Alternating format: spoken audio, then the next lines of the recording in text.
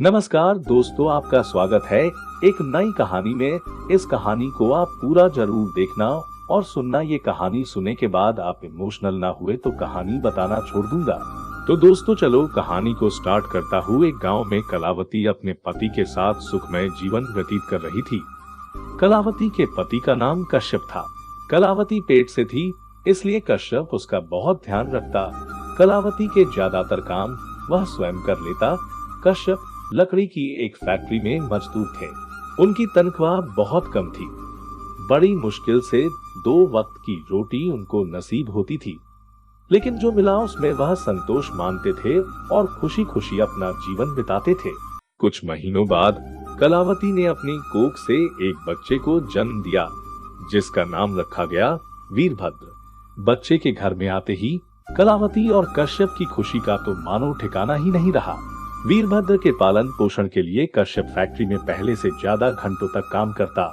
1 महीने बाद अचानक इस परिवार पर भारी संकट आ पड़ा। फैक्ट्री में काम करते वक्त एक दुर्घटना घटी। कश्यप का ध्यान थोड़ी देर के लिए काम से हटा और वह अपने बच्चे के लिए कुछ सोच रहा था। तभी नजर हटी और दुर्घटना घटी।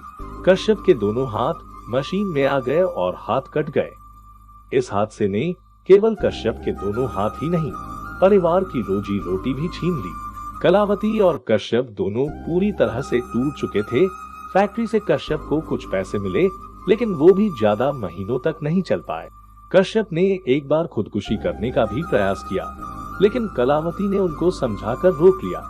सब कुछ टूट चुका था, लेकिन कलावती का हौसला और हिम्मत नहीं। कलावती ने अपना घर चलाने के लिए उसने काम खोजना शुरू किया। बड़ी इमारत के कंस्ट्रक्शन के लिए काफी मजदूर की जरूरत थी। कलावती को काम की जरूरत थी, इसलिए उसने फौरन वहां पे काम करना शुरू कर दिया। कलावती कंस्ट्रक्शन के काम के लिए भारी ईंटों को उठाती, रेत और सीमेंट की बोरी से रेत और सीमेंट निकालकर यहाँ से वहां ले जाना, ये सब मुख्य कार्य थे। कलावती वीरभद्र को भी काम पर अपने साथ ले आती थी, क्योंकि घर पे उसकी देखभाल करने वाला कोई नहीं था। कलावती एक जगह पे वीरभद्र को बिठा देती और पूरा दिन काम करती। बच्चा बहुत रोता चीखता तो कलावती उसके पास चली जाती और उसको संभालती, उसको दूध पिलाती, खाना खिलाती और सुलाने का प्रयास करती। जैसे ही बच्चा शांत हो जाता, वह फिर से काम पर लग जाती। धीरे धीरे वीरभद्र 5 साल का हो गया।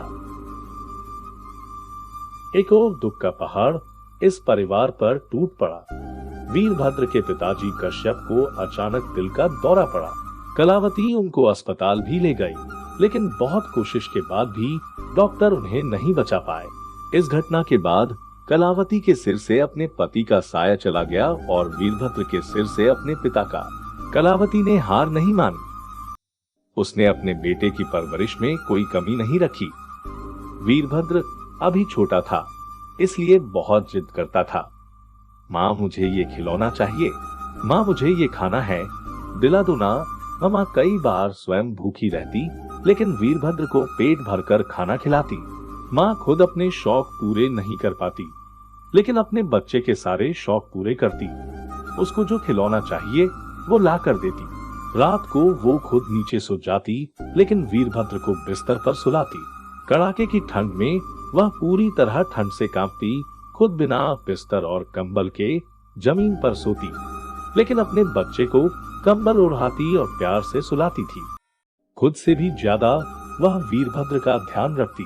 वीरभद्र 6 साल का होते ही उन्होंने उसको स्कूल भेजा, लेकिन फिर भी उनको पूरा दिन उसकी चिंता रहती, जब तक कि वह स्कूल से वापस नहीं लौट आता।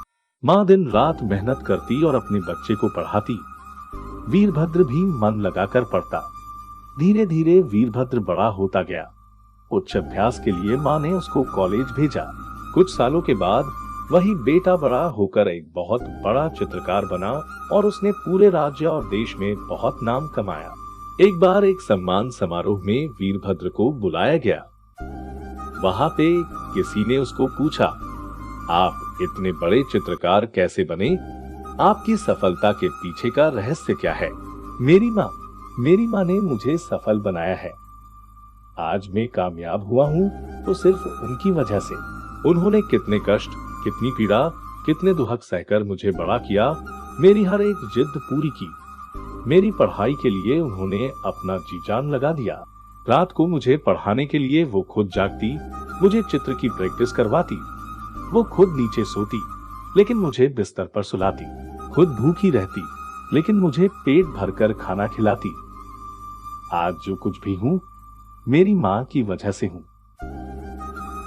मेरे लिए मेरी माँ ही मेरा ईश्वर है, मेरा खुदा है, कहकर उसने स्टेज से उतरकर अपनी माँ को अपने गला से लगा लिया। सम्मान समारोह पूरा होते ही वीरभद्र अपनी माँ को एक तोहफा दिखाने ले गया, जो उसने अपनी माँ के खरीदा था। वीरभद्र ने अपनी माँ की आंखों पर पट्टी बांधी थी। जब पट्टी खोली, तब माँ के सामने एक खूबसूरत घर था। वीरभद्र ने कहा, माँ, अब से हम इस घर में रहेंगे। फिर कुछ सालों तक माँ और वीरभद्र खुशी और आनंद से उस घर में रहने लगे। माँ को तकलीफ न हो, इसलिए उन्होंने एक नौकर को भी रख लिया। नौकर घर के सारे काम में माँ का हाथ बटाता और माँ का ध्यान रखता। वीरभद्र भी काम से घर आने के बाद माँ की सेवा में लग जाता। माँ का पैर दबाता, सिर दर्द करता तो वहाँ पे भी मालिश करके देता और उनको अपने हाथों से खाना खिलाता। माँ की हर एक जरूरत को पूरी करता जो उनको चाहिए। धीरे धीरे माँ की उम्र बढ़ती गई और अब उनकी मृत्यु निकट आ गई। माँ ने एक दिन अपने बेटे वीरभद्र को बुलाया और कहा, बेटा, मेरा अंतिम समय अब आ चुका है, मैं जा रही हूँ। बेटा, खुद का ध्यान रखना और किसी नेक दिल की लड़की से विवाह करके अपना घर बसा लेना। मैं चलती हूँ, ध्यान रखना, कहकर माँ ने अपनी अंतिम सांसें ली। दोस्तों, इस कहानी से हमें ये जानने और समझने को मिलता है कि माँ एक ईश्वर का ही रूप है। माँ की ममता की तुलना किसी से नहीं हो सकती। माँ के स्नेह का वर्णन हम शब्दों में नहीं कर सकते। माँ कितनी पीड़ा, कष्ट, दुहक सहकर हमें बड़ा करती है, हमारी परवरिश करती है, वो खुद ही जानती है। तो दोस्तों, कहानी कैसी लगी कमेंट करके जरूर बताना। तो दोस्तों, माँ के लिए एक लाइक, शेयर एंड सब्सक्राइब तो कर ही सकते हैं। दोस्तों, वीडियो देखने के लिए आप सभी का दिल से धन्यवाद। तो दोस्तों, अब हम मिलते हैं अगले धमाकेदार स्टोरी में। और सभी के लिए सूचना, यह कहानी काल्पनिक है। इस कहानी में दिए गए सारे पात्र और जगह भी काल्पनिक है। किसी की भी भावनाओं को ठेस पहुंचाना मेरा उद्देश्य नहीं है।